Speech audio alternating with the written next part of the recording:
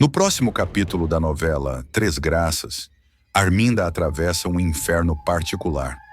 Ao entrar em seu quarto, ela se depara com a voz de Rogério sussurrando seu nome, uma vibração fantasmagórica que a paralisa. Pela primeira vez, a vilã sente o medo vencer sua arrogância, como se o morto estivesse ali, respirando no seu cangote, cobrando cada erro que ela varreu para baixo do tapete. Antes de continuar, clique no botão de gostei, se inscreva no canal e comente uma nota de 0 a 10 para a novela. Enquanto isso, bem longe desse susto sobrenatural, Júnior reaparece na chacrinha com informações que acendem todas as sirenes. Ele revela a Gerluce e Viviane que Feliciano comanda uma loja que funciona como fachada para receber mercadorias roubadas, peças raríssimas que passam despercebidas até pela elite da cidade. O detalhe que realmente muda o jogo: a revelação de que a verdadeira estátua das Três Graças possui um minúsculo desenho de aranha escondido na base, marca conhecida apenas por restauradores antigos. Júnior volta certo de que encostou em algo explosivo. Do outro lado da trama, Zenilda vive o susto que ninguém acreditaria se fosse contado. Ela vê Rogério na rua, em carne, osso e passado mal resolvido, e fica pálida. Antes que consiga reagir, Arminda, que estava logo atrás, a empurra para a pista, mirando o ônibus que avançava. O motorista freia no último instante e Zenilda cai no asfalto, acusando a megera aos berros enquanto Arminda finge surpresa e lança sua clássica cara de falsa inocência. No núcleo policial, Lorena pressiona Juquinha por informações sobre o inquérito da morte de Rogério. Ela insiste que aquela história nunca fechou direito, enquanto ele tenta equilibrar dever, ética e o coração. No casarão, Ferete sorri, abraça Zenilda e diz que ela apenas se confundiu, mas sua alma entrega a farsa. A mão treme, o olhar foge, e treme mais ainda quando Rogério, vivo e à solta, revela a Cláudia que foi visto pela própria esposa. O castelo de mentiras de Ferete está por um fio. Na igreja, Bagdá chega antes que todos, respirando fundo, como quem tenta domar um furacão que já nasceu dentro dele. O jovem caminha pelos bancos vazios, esfregando as mãos, tentando ensaiar as palavras que diria ao pai, ou melhor, ao homem que ele por tantos anos acreditou ser apenas mais um fantasma do passado de sua mãe. A cada passo, a raiva cresce, a ansiedade sobe e o eco do templo parece zombar dele. Quando Jorginho finalmente surge na porta lateral, Bagdá avança como um touro ferido, disparando acusações, perguntas, insultos e dores antigas, como quem desfere golpes que estavam guardados desde a infância. Jorginho tenta manter a calma, mas sua voz falha. Há culpa demais entre os dois, e tempo de menos para remediar. A discussão se intensifica, até que Joélia aparece. O rosto dela traz surpresa, temor e uma intuição incômoda. Ela sabe que algo pesado está prestes a ser dito. Ao vê-la entrar, Jorginho decide agir. Ele respira fundo, ergue o queixo e reúne todos perto do altar. Sua postura muda, como se estivesse prestes a enfrentar um tribunal. Ele anuncia com a voz embargada a primeira grande revelação. Bagdá e Joelle são irmãos, e Bagdá é seu filho. O silêncio que se instala é brutal. Joelle leva a mão à boca, chocada. Bagdá dá um passo para trás, como se tivesse recebido um soco no peito, e só então encontra forças para rosnar que aquilo é mentira. Uma farsa, mais uma jogada suja de um homem que ele despreza. Mas Jorginho não recua. Ele confirma a história com detalhes, datas, lembranças dolorosas e falhas que jamais deveria ter cometido. Bagdá treme de ódio. Joelle, perdida, tenta juntar as peças de uma vida inteira que, de repente, parece ter sido construída sobre um palco de sombras. É nesse momento que o telefone de Joelle vibra, um número já reconhecido. O terror volta como uma lâmina fria correndo pela espinha. Samira. A chantagista não dá tempo para a respiração. Ameaça, pressiona, manipula, diz que Joelle está atrasando tudo, que o acordo deve ser cumprido, que o bebê tem destino certo e que nada irá interferir no plano. O rosto da menina empalidece. Bagdá, ao ouvir o nome da golpista, avança, exigindo que ela atenda no viva voz. Joelle, tremendo, sinaliza não com a cabeça, e Jorginho põe a mão no ombro dos dois, pedindo calma. Jorginho e Bagdá, apesar da tensão gigante entre eles, unem forças pelo bem de Joely. O pai promete que nenhum deles ficará sozinho diante de Samira. E o filho, mesmo tomado por ira e abandono, promete que ninguém encostará um dedo na irmã. É quando Bagdá, que observava tudo em silêncio, lança uma ideia ousada: devolver o dinheiro que Joely recebeu da quadrilha para tentar desfazer o acordo ilegal. A proposta gera debate. Jorginho teme que isso provoque Samira ainda mais. Bagdá acha que é melhor cortar o vínculo de uma vez. Joely teme que nada disso baste para deter a chantagista. Mas no fim concordam. Qualquer tentativa vale a pena, desde que abra uma brecha para libertá-la. Mais tarde, Joely decide fazer algo arriscado. Liga para Samira. A golpista atende com a voz escorregadia de sempre, cheia de veneno e controle. Joely tenta negociar. Propõe devolver o dinheiro. Pede que Samira encerre o trato. Mas a mulher dá uma risada curta, quase debochada. Diz que o acordo foi firmado, que há pessoas importantes envolvidas e que Herculano e Lena não pretendem desistir do bebê. E, para piorar, afirma que se Joely desobedecer, outras pessoas pagarão o preço. Joely entende o recado. Não é só sobre ela, é sobre os que ela ama. É então que o grupo decide montar um plano. Um plano complexo, arriscado, mas a única forma de arrancar Joely da teia da chantagista sem entregar o bebê. As ideias se cruzam. Bagdá propõe uma emboscada, Bagdá sugere registrar tudo, Jorginho quer envolver Gerluce, mas teme expô-la. E Joely, embora apavorada, decide que será ela mesma a chamar Samira para um encontro final. Ela precisa parecer rendida, obediente, sem levantar suspeitas. E assim começa o cenário da queda iminente da vilã.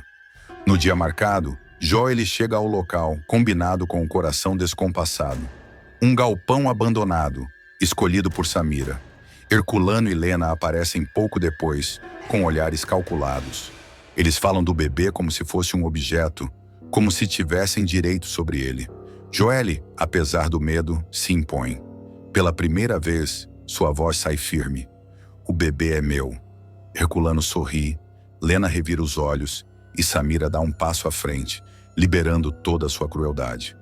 Ela ameaça a família inteira de Joely. Diz que tem gente vigiando, que um gesto errado e alguém sofrerá consequências irreversíveis. É nesse instante que Bagdá surge das sombras. Seu corpo tensionado, suas mãos fechadas em punhos, seus olhos brilhando de fúria. Ele enfrenta os compradores com uma coragem quase inconsequente. Herculano tenta intimidá-lo, mas Bagdá não recua. Ele deixa claro que ninguém vai levar o bebê, que ninguém vai encostar em Joely, que ninguém vai ameaçar sua família sem enfrentar a sua ira. A atmosfera fica elétrica. Dá para sentir o ar vibrando, prestes a explodir. Samira, percebendo que perdeu o controle, apela para o que tem de mais vil, coloca Gerluce na mira. A chantagista descreve onde a mulher está, que tem alguém observando, que qualquer palavra atravessada de Joely selará o destino de Gerluce. Isso paralisa todos. Joely sente o chão sumir. Jorginho, escondido a poucos metros, empalidece. Bagdá avança, mas Samira ameaça apertar um botão no celular. A tensão atinge o ápice. É quando Joely, tomada por desespero e coragem simultaneamente, faz uma revelação que muda a cor de toda a cena. O pai do meu bebê é Raul, o filho da Arminda. O nome Raul paira sobre o galpão como um trovão que ninguém previu. Samira, por alguns segundos, perde o controle da própria expressão. E isso basta para Joely perceber que atingiu exatamente o ponto fraco. Herculano aperta os olhos, desconfiando que a chantagista omitiu informações essenciais. Lena, mais prática, dá um passo para trás. Ela entende imediatamente que a transação fica muito mais arriscada quando envolve alguém da família de Arminda. Uma mulher conhecida por não deixar nada barato nos bastidores da cidade. Bagdá, ainda tenso, analisa o ambiente com a rapidez instintiva de quem cresceu sobrevivendo na marra. Ele percebe a hesitação de Lena, o desconforto de Herculano e a oscilação perigosa de Samira, que agora parece tentar recalcular cada palavra que diz. E no meio dessa brecha, ele avança verbalmente com uma precisão afiada, afirmando que, se a história vier à tona, não serão apenas eles os envolvidos. O nome de Arminda aparecerá nos jornais, e a própria Samira será arrastada junto como mentora de um esquema ilegal de adoção. A chantagista empalidece. As peças começam a cair. Joelle, percebendo que o controle está mudando de mãos, mantém o ímpeto. Ela deixa claro que não está ali para negociar nada, e sim para encerrar o jogo. Diz que não haverá entrega, que não haverá acordo, que nenhum dinheiro compra algo que pertence a ela. A menina encara Samira com uma firmeza inédita, rompendo o ciclo de medo que a aprisionava há meses. É a primeira vez em toda a trama que Joelle fala como protagonista da própria vida. Nesse instante, um barulho do lado de fora faz Samira se virar bruscamente. Ela pensa que é algum movimento da sua equipe de vigilância, mas ao ver a porta se abrir, seu rosto muda de cor. Jorginho entra no galpão, decidido, trêmulo de adrenalina, mas finalmente presente como pai. Ele avança até ficar ao lado de Bagdá e de Joelle, criando um trio inesperado, impossível meses atrás, mas agora movido por uma força que nem mesmo Samira calculou.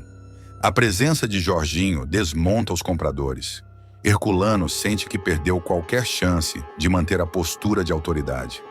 Lena, percebendo que está cercada por um drama maior do que imaginava, tenta convencer Samira a desistir antes que tudo vire caso policial. Mas a chantagista, ferida em sua vaidade, dá o último bote. Ameaça registrar Joelle como cúmplice. Ameaça entregar mensagens, gravações, rastros. Só que desta vez, ninguém se intimida. O jogo virou. O medo mudou de lado. Bagdá se adianta como escudo, e a própria Joelle, com uma calma surpreendente, avisa que já tomou providências, que a polícia sabe onde ela está, que se Samira tenta algo, nomes, contatos e endereços começam a ser compartilhados automaticamente. A vilã sente o golpe no estômago. Joelle realmente se preparou. Herculano e Lena, agora temendo que a situação degringole de vez, decidem recuar. Eles anunciam que estão fora do acordo, deixam claro que não querem ser associados a nenhum crime e se afastam rapidamente do galpão, carregando consigo a frustração e o medo de que seus nomes apareçam no noticiário a qualquer momento. Samira, vendo seu negócio ruir diante dos seus olhos, tenta manter o orgulho, mas o controle escapa por entre seus dedos. Arminda rouba dinheiro de Ferretti e debocha do vilão. Deixei de ser otária. Arminda vai provar que nunca foi apenas um rosto bonito na cama de Ferretti. Ela sempre foi calculista, fria e estrategista. Um charme venenoso envolto em perfume caro e planos ainda mais caros. Durante todos os anos em que viveu como amante do empresário, enquanto Zenilda sustentava o papel de esposa troféu, Arminda acumulava informações, segredos, movimentos financeiros e, principalmente, rancor. Bastava a oportunidade surgir para que ela virasse o jogo. Essa oportunidade chega exatamente depois que a equipe comandada por Gerluce, que não perde uma chance de virar a história de cabeça para baixo, consegue executar um dos roubos mais ousados da novela. Retirar bem debaixo do nariz de Ferretti a escultura recheada com nada menos que 5 milhões de reais. Uma peça que o vilão tratava como patrimônio intocável, cofre camuflado, símbolo máximo do seu poder. Quando Arminda percebe que a estátua sumiu, ela não entra em pânico, não grita, não corre atrás de ninguém. Pelo contrário, ela se tranca no quarto onde a peça ficava, encara o espelho e solta, com a calma de quem já esperava o desfecho, um sorriso suave, quase preguiçoso. A vilã faz questão de desabafar para si mesma, com uma sinceridade ácida que corta o ar. Só não estou mais triste porque deixei de ser otária.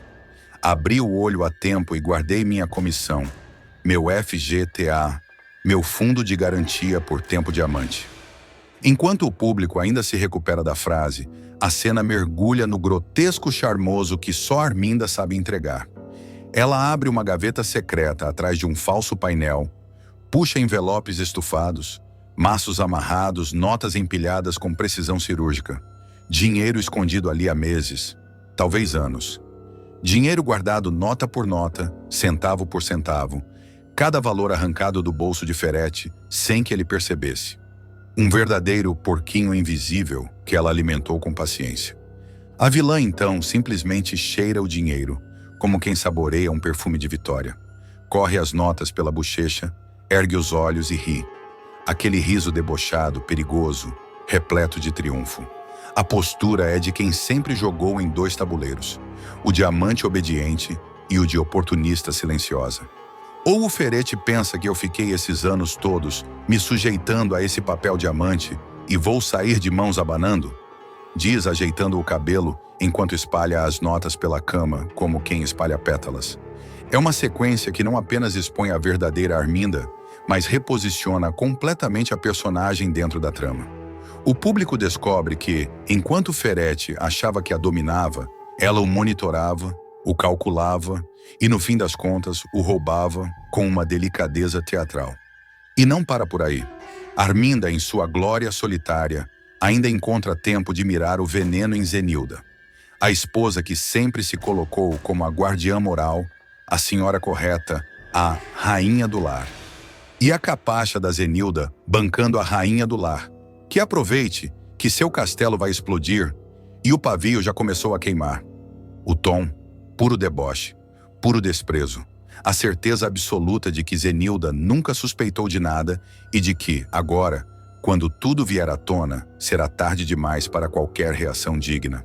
Arminda circula pelo quarto com a desenvoltura de uma rainha má, revezando o cetro entre as mãos. A câmera acompanha seus passos enquanto ela recolhe o dinheiro com uma frieza quase elegante, colocando os maços em uma mala preta que já estava preparada, como se ela sempre soubesse que o dia do golpe chegaria.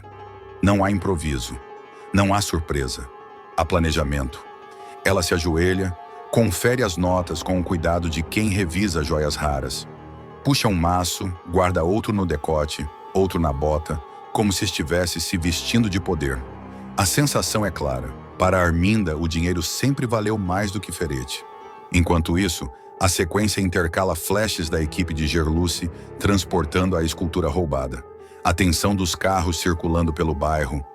O público vê duas operações paralelas. O roubo milionário organizado por Gerluce. A revelação de que Arminda já roubava Ferete há muito mais tempo do que qualquer um imaginava. E quando a estátua sumida finalmente é mencionada, a cena corta para Ferete desesperado, esbravejando com seguranças, chutando portas, gritando ordens desconexas. Ele exige rastreamento, investiga funcionários, ameaça vigilantes. Mas enquanto o vilão se descabela, Arminda apenas observa do alto da escada, com um olhar que diz: "Eu te ganhei do jeito mais doloroso possível, pela sua vaidade." A vilã ainda tem a audácia de soltar uma frase pelas costas dele, quase sussurrando, mais alta o suficiente para Zenilda ouvir ao longe e não entender nada. Quem vive de aparência sempre acaba perdendo o que realmente importa. O capítulo cria um clima crescente de paranoia na casa de Ferete. Zenilda se sente observada, os empregados estão inquietos e Ferete, cada vez mais furioso, começa a desconfiar até da própria sombra, mas nunca da pessoa certa. A novela deixa evidente que Arminda vê o caos se formando e gosta do que vê. Para ela, a destruição moral de Ferete é tão valiosa quanto o dinheiro guardado. E conforme as cenas avançam, fica claro que essa trama do roubo vai se expandir, criando novas alianças, expondo traições antigas, alimentando suspeitas e acendendo disputas internas. O dinheiro roubado será o estopim, mas o que vem depois promete ser ainda mais explosivo. A sequência completa, com o deboche venenoso de Arminda, o pânico de Ferete, o desconforto de Zenilda e a audácia estratégica de Gerluce, está prevista para o capítulo seguinte e promete incendiar Três Graças como nunca antes. Arminda desce as escadas com a mala já preparada, a postura ereta, o olhar firme, como se estivesse indo para uma viagem que só ela sabe o destino. Zenilda passa pelo corredor no mesmo instante, carregando uma bandeja com remédios que Ferete esqueceu de tomar. E, como sempre, guardando a compostura de esposa dedicada. A cena se transforma em um choque silencioso entre duas mulheres que nunca se suportaram. Zenilda, desconfiada, lança um olhar enviesado para a mala. Arminda, afiada como lâmina, responde com um sorriso quase angelical. Organizando minhas coisas, querida. Vai que o mundo resolve mudar de lugar enquanto você finge que vive num conto de fadas. A esposa do empresário não entende a provocação, mas sente o veneno. A bandeja treme em suas mãos. O clima no corredor fica denso, pesado, carregado de algo que Zenilda ainda não identifica, mas que o público percebe nitidamente. Arminda está comemorando algo. E quando Arminda comemora, alguém perde. Enquanto isso, Ferretti continua transtornado no escritório, revirando documentos, arrastando móveis, suando de desespero. O vilão pede imagens das câmeras, manda desligar e ligar o equipamento 10 vezes, esbraveja para seguranças que não conseguem dizer nada que o acalme. Em um dos momentos mais tensos, ele quebra uma luminária, pisando nos cacos como se estivesse esmagando sua própria frustração. À medida que o caos cresce no andar de baixo, Arminda segue tranquila no andar de cima, dobrando roupas com precisão e separando objetos pessoais que nunca tiveram valor sentimental, apenas funcional. Perfumes, joias, 2 celulares descartáveis, um passaporte antigo com fotos em que ela ainda parecia ingênua. Ela olha na foto do documento, ri e comenta baixinho, com aquele veneno que só ela sabe destilar. Quando eu ainda achava que amor pagava a conta, olha só a trouxa que eu era. Arminda fecha o passaporte com força, joga o documento na mala e continua o ritual meticuloso. Cada movimento revela que ela não apenas está fugindo, ela está se preparando para um recomeço calculado, estruturado, milimetricamente pensado. Não há arrependimento, não há dúvida, só ambição pura.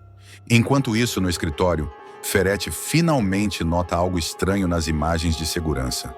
Um funcionário tenta explicar que houve queda no sistema, possível sabotagem. O empresário voa no pescoço do rapaz, convencido de que alguém de dentro o traiu. O caos cresce, mas a verdade ainda está longe de ser descoberta. Zenilda, perdida entre o medo e a raiva, resolve confrontar a amante pela primeira vez sem rodeios.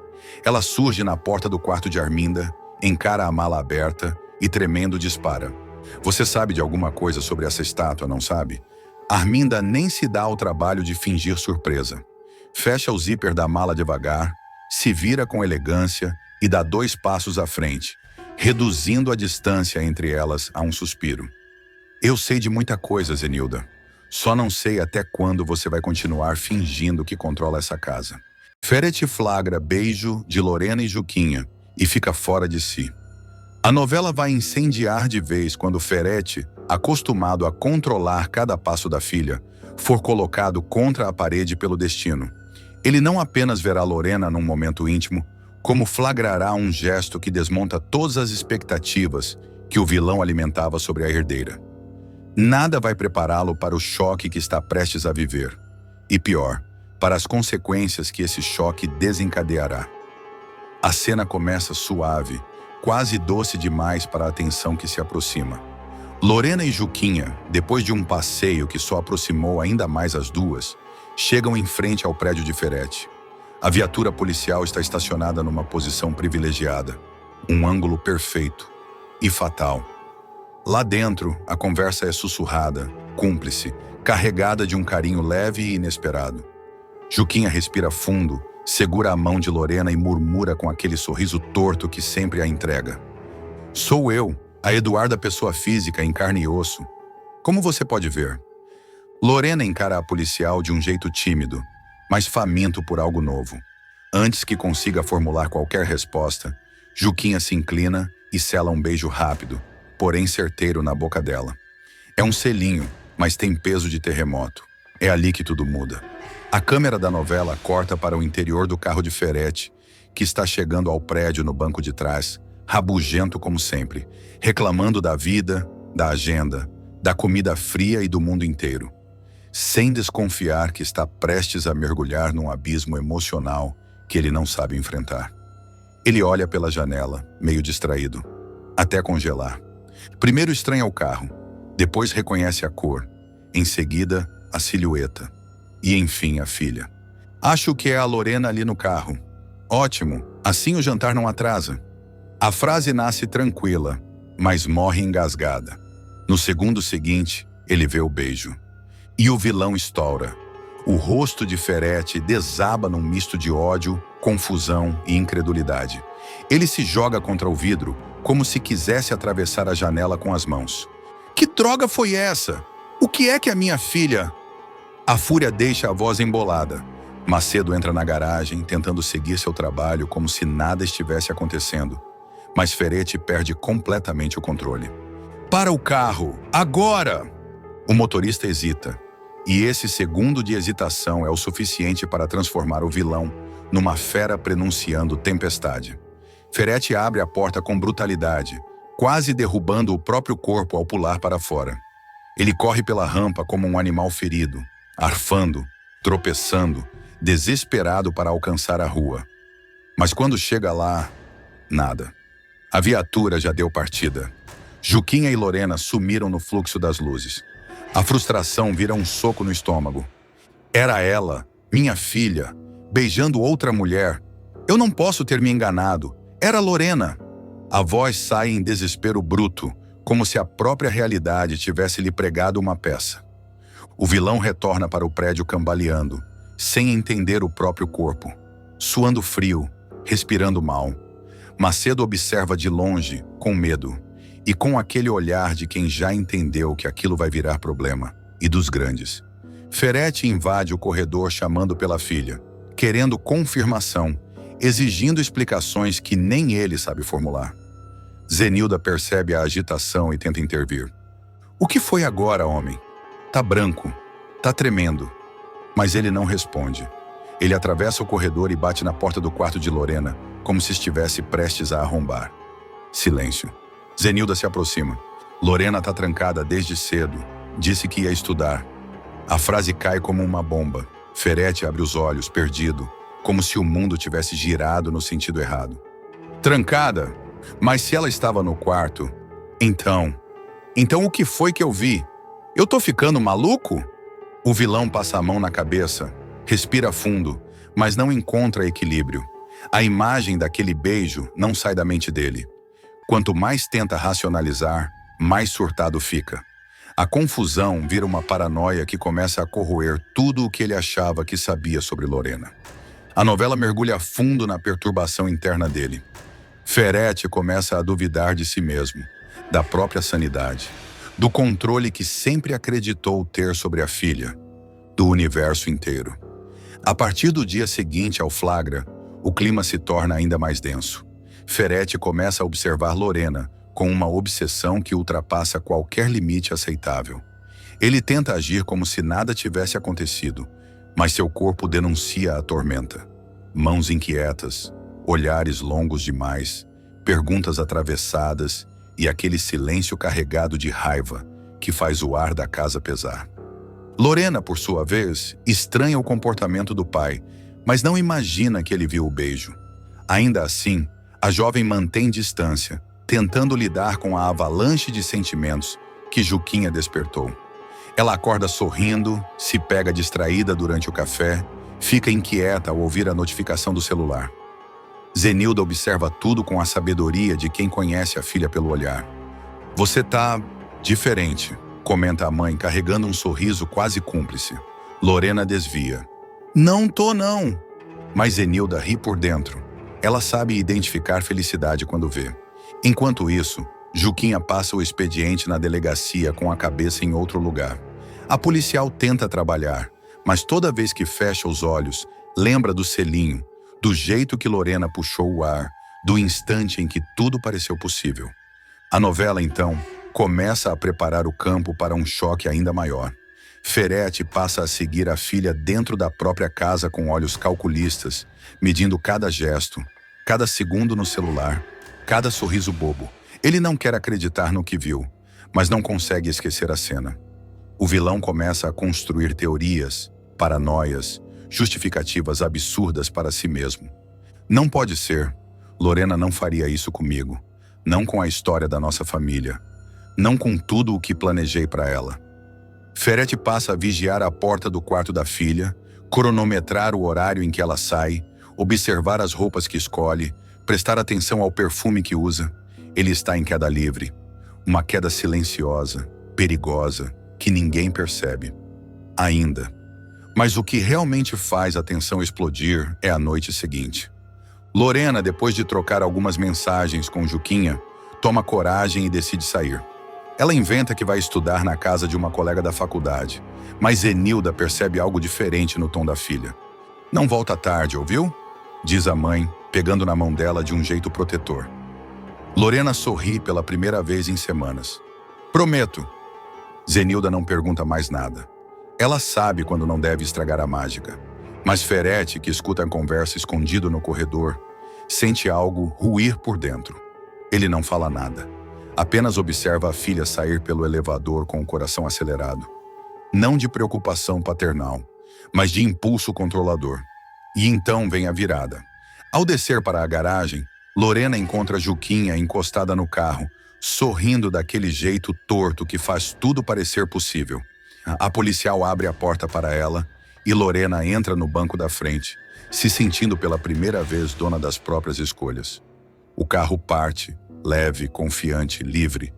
Mas o que ninguém imagina é que Ferete, tomado por um impulso doentio, desce correndo logo depois e entra no carro de Macedo, que não esperava tamanha descompostura. "Siga aquele carro." O motorista engole seco. "Senhor, isso não é."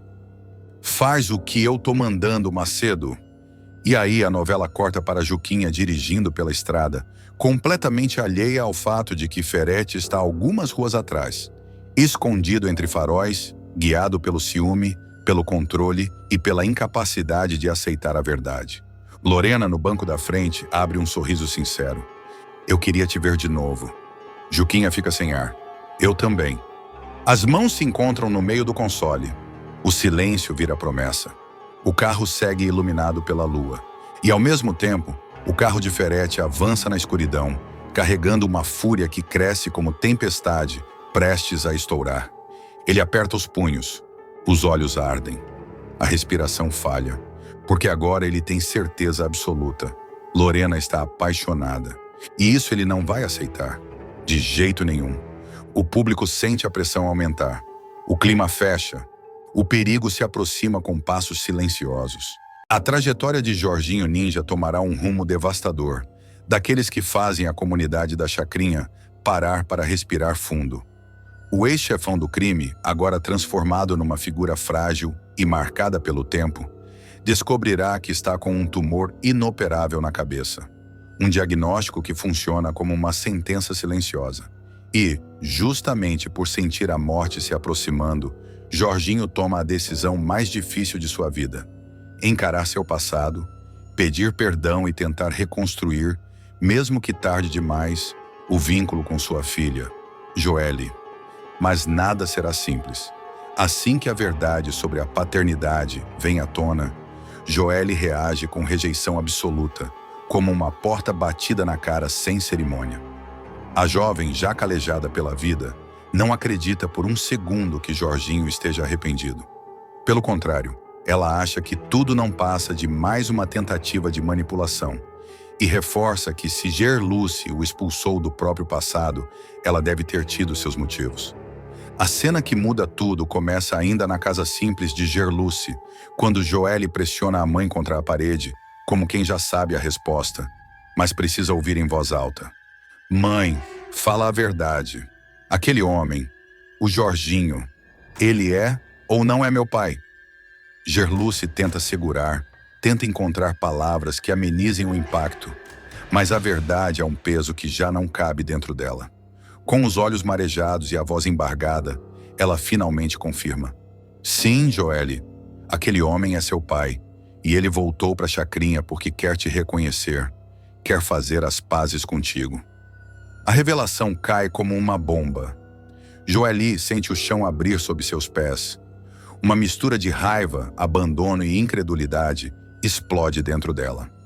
E, mesmo com Gerluce tentando explicar que Jorginho mudou, que ele está doente, que o passado não pode mais ser corrigido, Joelle simplesmente fecha as portas do coração. Ainda assim, Gerluce insiste que as duas precisam conversar com ele e leva Joelle até o barraco onde Jorginho está hospedado. Lá, o ex-traficante tenta falar com o coração na mão, mostrando um lado que poucas vezes deixou transparecer. Ele fala sobre arrependimento, sobre escolhas erradas, sobre o preço que pagou e continua pagando. Mas Joelle, ferida demais, apenas o observa com desconfiança. Eu sinto muito, minha filha. Eu errei com você, errei com sua mãe, mas eu quero tentar, nem que eu tenha só alguns dias. Joelle não responde, apenas se vira e sai, deixando Jorginho falando sozinho.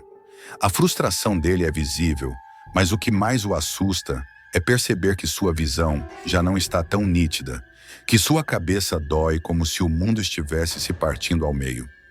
É nesse clima que ocorre a primeira manifestação grave da doença. Durante um culto na igreja da Chacrinha, onde tenta encontrar algum conforto espiritual, Jorginho simplesmente desmaia diante de todos. O pastor Albérico corre até ele, clamando ajuda.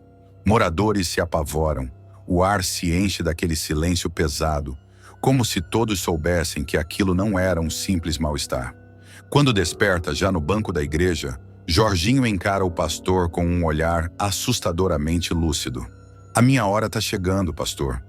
O tumor que eu tenho na cabeça acordou. Eu estou sentindo. O tempo que eu tenho para acertar as coisas com a minha filha e com a mãe dela está acabando. Albérico tenta confortá-lo, mas Jorginho corta, com uma sinceridade brutal. Eu vou morrer logo, pastor. Mas enquanto eu estou vivo, eu preciso fazer alguma coisa, nem que seja pedir perdão. A partir desse momento, o público acompanhará uma sequência cada vez mais intensa de cenas mostrando Jorginho lutando contra si mesmo, tentando lembrar falas, escrevendo cartas que amassa logo depois, encarando o espelho com a sensação de que está desaparecendo aos poucos. Na chacrinha, os boatos começam a correr como vento forte. Uns dizem que Jorginho está pagando pelos pecados antigos, outros que ele está apenas colhendo o que plantou. Mas há também quem veja compaixão no olhar, especialmente depois do desmaio na igreja, que fez muitos perceberem que por trás da fama de bandido existe um homem fragilizado pelo medo da morte. Gerluce, dividida entre a dor do passado e o instinto humano de não abandonar alguém que está pela metade da vida e à beira da morte, começa a se angustiar. Ela passa noites em claro, debate consigo mesma, tenta convencer Joelle a dar ao menos uma chance ao pai, mas a garota permanece irredutível. Ele nunca esteve comigo quando eu precisei, mãe, e agora sou eu que não vou estar com ele. Só que essa decisão não dura muito. O estado de Jorginho piora de forma perceptível. Fortes dores de cabeça, tonturas, lapsos de memória, episódios breves de confusão. Há momentos em que ele esquece palavras simples e instantes depois pede desculpas como se tivesse cometido um crime. A tensão cresce quando, certa noite, Jorginho reaparece na porta da casa de Gerluce, trêmulo, suando frio, segurando a lateral da cabeça, como quem tenta impedir o cérebro de explodir. Ele cai de joelhos e implora: Joelle, só me escuta, eu não tenho muito tempo. A jovem fica paralisada, o coração acelerado, mas ainda sustentando o muro que ergueu. E o drama só aumenta quando Jorginho revela detalhes inéditos sobre o motivo de ter desaparecido da vida de Gerluce anos atrás.